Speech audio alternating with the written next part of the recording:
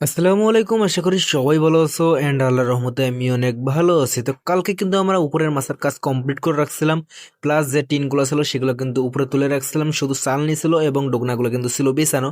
তো আজকে সকালবেলা এসেই কিন্তু আমরা নিচে যে মাছা দেবো তার কিন্তু প্রসেসিং চলতেছে, মানে আমরা কাজ শুরু করে দিছি অলরেডি। আগে তো ছিলাম আমরা চারজন, আমি এবং আমার ছোট ভাই মিস্ত্রি এবং দুইটা হেল্পার ছিল। তো আজকে একটা মিস্ত্রি এবং একটা হেল্পার বাড়াই দিয়েছে, তো বর্তমানে আমরা 6 জন কিন্তু কাজ করবো এই জায়গায়। একটা মিস্ত্রি এবং একটা হেল্পার যে বাড়াই দিয়েছে তাদেরকেও কিন্তু আমরা চিনি, যে মিস্ত্রিটা বাড়াই দিছিল তাকে কিন্তু আমি অনেক দিন ধরে চিনি। একসাথে আমরা অনেক জায়গায় কাজ করছিলাম, যশোরে যে কাজ করছিলাম ওই জায়গায় কিন্তু ওই মিস্ত্রি ওই জায়গায় কাজ করছিল।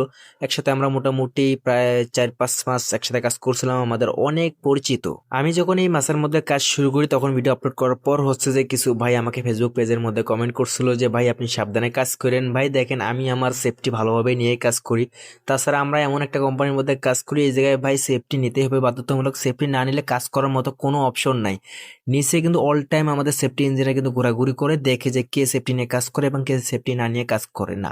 তো সেফটি না নিয়ে যদি আমি মাথার মধ্যে চুরি, তো আমাকে কিন্তু সাথে সাথে রাগ করে কিন্তু মনে করেন যে মাথা থেকে নামাই দিবে তা। বাবা সেটাতে গলা ছেড়ে তো ছোট হয়েছে। হ্যাঁ, এখন ওই একটা পাইপ লন বা জগের আগাল নেন, জগের আগাল বা একটা পাইপ নেন।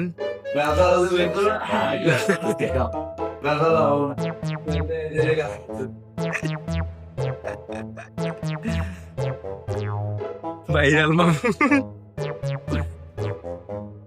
আমাদের মাছাটাও কিন্তু কমপ্লিট হয়ে গেছে। তো এখন চিপিং করতেছে আমার ছোট ভাই এবং আমাদের যে আরিফ হেল্পার আছে সিনিয়র, তো তাদেরকে বাজিয়ে দিয়েছি তোরা ভালো করে চিপিং করো, যেহেতু ভীম এবং কলম আছে তো সেগুলো চিপিং করতে হবে ভালো করে। তো তাদেরকে বলছে তোমরা ভালো করে চিপিং করো। এবং নতুন যে একটা মিস্ত্রি দিছে আমাদের এখানে এবং আমরা দুজন মিলে কিন্তু এই জায়গায় গাঁথনি শুরু করব। আমাদের কিন্তু মাছা দিতে অনেক সময় লাগছে, তার কারণ একটাই ভাই, আমাদের এখানে ছাদের হাইট অনেক বেশি। আর এবং আমাদের এই পাশে যে মাছা দিছি, আমাদের এই পাশে কিন্তু গাঁথনি তেমন একটা নেই, যে কারণে আমাদের এই পাশে পাইপ খাড়া করে দিতে হয়।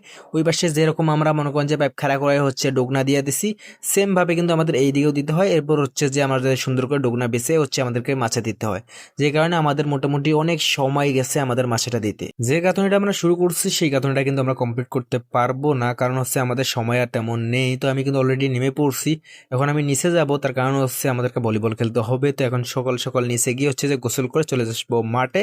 মাঠে এসে হচ্ছে যে খেলাধুলা করতে হবে। ভাই আমার খেলাধুলা করতে খুবই ভালো লাগে, বিশেষ করে ভলিবল। এই জায়গায় শীতকাল তো ভলিবল খেলতে খুবই ভালো লাগে। তো আমাদের কিন্তু মাছাটা কমপ্লিট হয়ে গেছে, তোমরা দেখতেই পাচ্ছ। আর আজকে কিন্তু আমরা বালু তুলতে পারিনি, তার কারণ হচ্ছে আমাদের সময় ছিল না, যে কারণে আজকে বালু তোলা হয়নি। তো কালকে সকালবেলা এসে হচ্ছে যে আমরা বালু তুলবো, এরপর হচ্ছে যে আমরা প্লাস্টার শুরু করব। মাছার কাজ কিন্তু ওকে আছে, শুধু জাস্ট বালুটা তুলেই কিন্তু আমরা বালু মশলা তৈরি করবো আমাদের হেল্পাররা, এরপর হচ্ছে যে আমরা প্লাস্টার শুরু করব। তো আমি কিন্তু রুমে চলে আসি অলরেডি, কেউ কিন্তু এখনো আসেনি। আমি আজকে সকাল সকাল ছুটি করছি, তার কারণ হচ্ছে যে আমার মাথা ব্যথা করতেছিল লাঞ্চের পরে, যে কারণে আমি সকাল সকাল চলে আসি। আমার অনেক বিরক্ত লাগতেছিল, যে কারণে চলে আসছি। তো এখন গোসল করে হচ্ছে আমি চলে যাবো মাঠে। মাঠে গিয়ে হচ্ছে যে ভলিবল খেলতে হবে। তো গুড নাইট সবাইকে।